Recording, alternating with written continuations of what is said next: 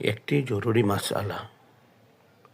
আমাদের দেশে একটি প্রচলন আছে যে কোনো নেতা বা প্রভাবশালী লোক ইন্তেকাল করলে একাধিকবার তার জানাজার নামাজ পড়া হয়।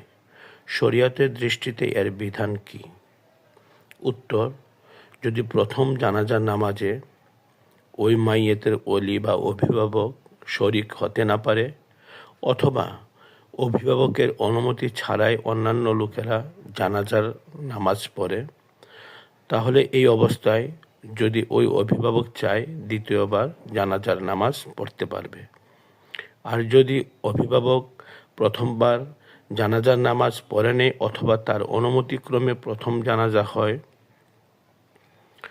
তাহলে অন্য কারোর জন্য দ্বিতীয়বার জানাজার নামাজ পড়া জায়েজ হবে না।